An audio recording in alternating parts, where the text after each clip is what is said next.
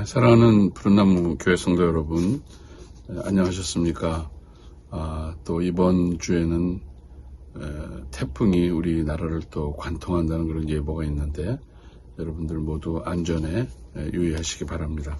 오늘은 신명기 19장 도피성과 거짓 증거에 대해서 우리 함께 묵상하도록 하겠습니다.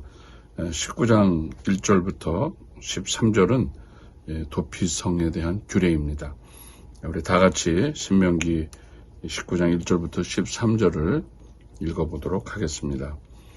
내 하나님 여호와께서 이 여러 민족을 멸절하시고 내 하나님 여호와께서 그 땅을 내게 주심으로 내가 그것을 받고 그들의 성읍과 가옥에 거주할 때에 내 하나님 여호와께서 내게 기업으로 주신 땅 가운데에서 새 성읍을 너를 위하여 구별하고 내 하나님 여호와께서 내게 기업으로 주시는 땅 전체를 새 구역으로 나누어 길을 닫고 모든 살인자를 그 성읍으로 도피하게 하라.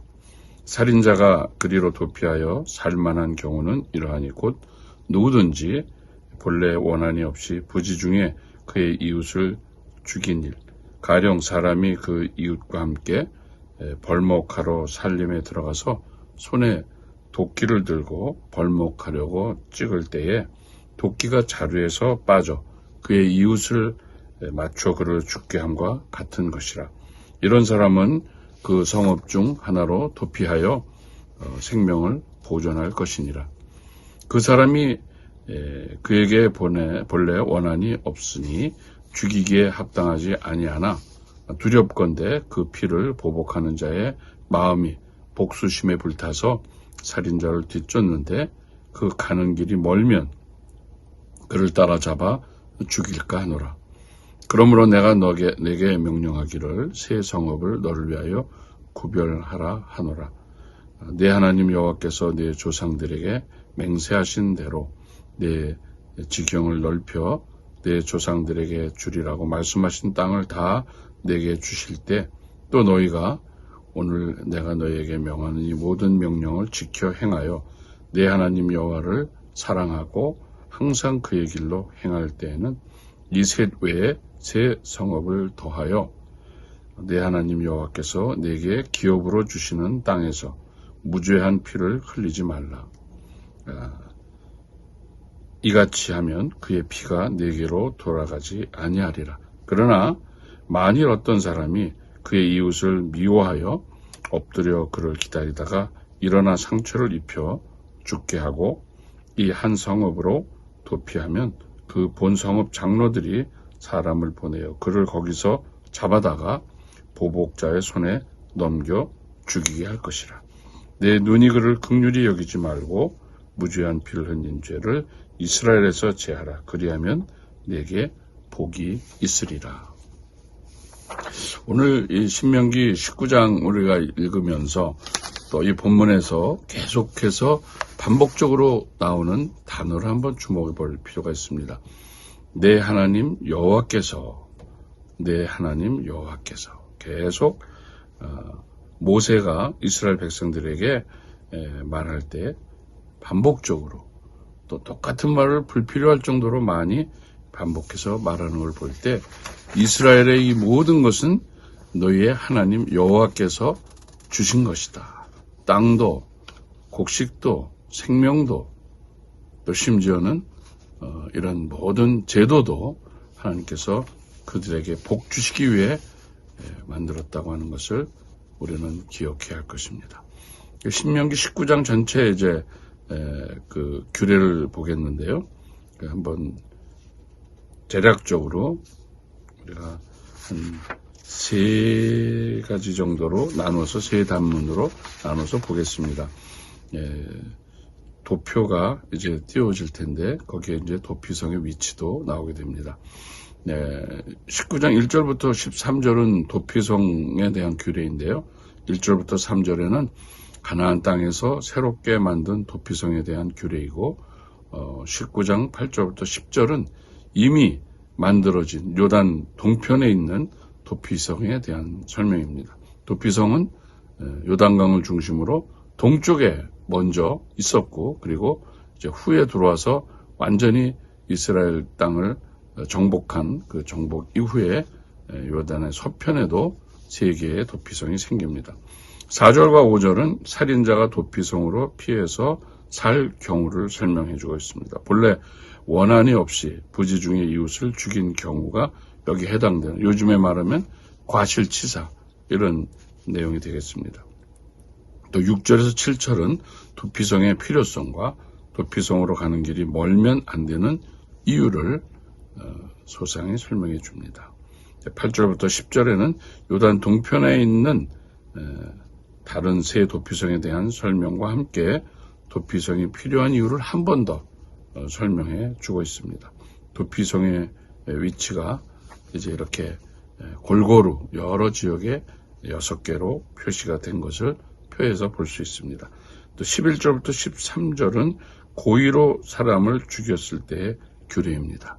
사람을 살해 의지를 가지고 죽였을 때에는 죽임을 당하게 되는 것이 이스라엘의 법입니다.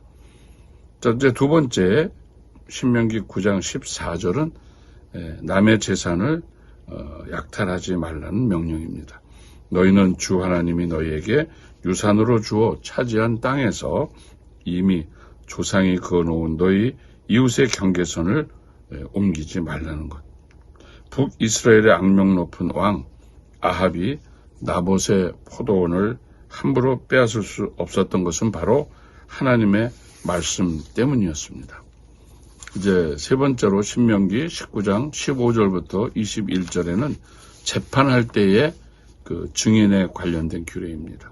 어떤 잘못이나 또 어떤 범죄라도 한 사람의 증언만으로 판정할 수 없다는 것입니다. 두세 사람의 증인이 있어야 그 일을 확정할 수 있습니다. 10계명의 제9명에도 9계명에도 내 이웃에 대하여 거짓 증거하지 말라고 되어 있습니다. 남에게 죄를 뒤집어 씌우려는 나쁜 증인이 나타나면 소송을 하는 양쪽은 주 앞에 나와 그 당시에 제사장들과 재판관 앞에 서서 재판을 받아야 합니다. 거짓 증언이 판명되면 그 증인이 그 이웃을 해치려고 마음 먹었던 대로 그 이웃에게 갚아 주어야 합니다.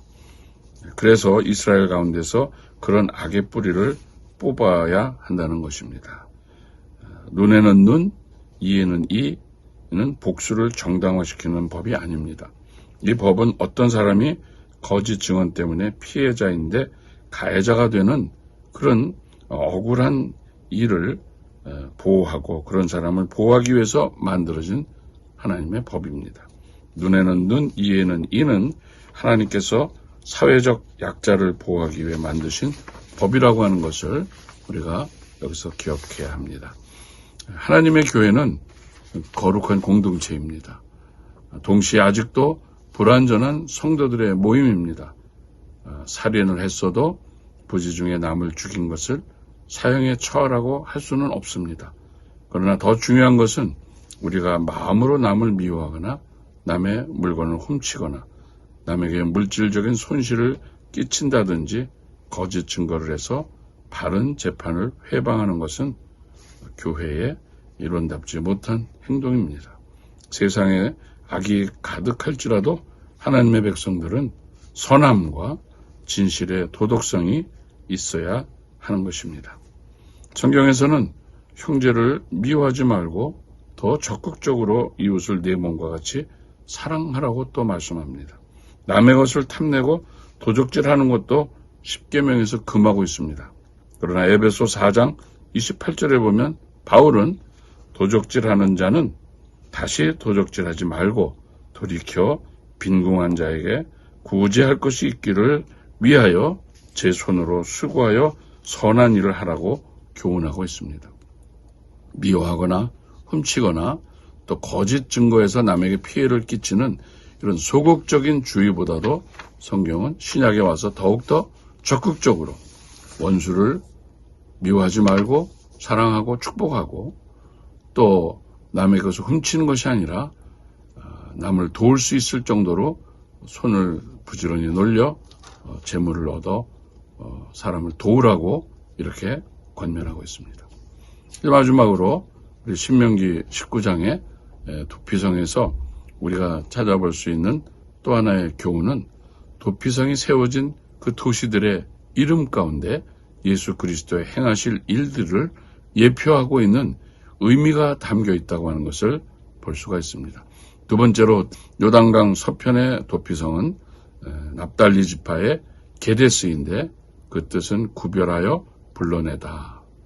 에클레시아, 우리가 하나님께서 예수 그리스도를 통해서 바깥으로 불러냄을 받은 자들이라고 하는 것이 구원의 기초적인 말씀이죠. 또 두 번째는 에브라임 지파의 세겜이라고 하는 어깨에 짐을 진다. 예수님께서 수고하고 무거운 짐진 자들아 다 내게로 오라. 내가 너희를 쉬게 하리라. 그 짐을 지어주시겠다고 하는 예수님의 예표. 그리고 세 번째 유다 지파의 헤브론은 연합하여 교제하다. 형제가 서로 동거하며 어찌 그리 아름다운고.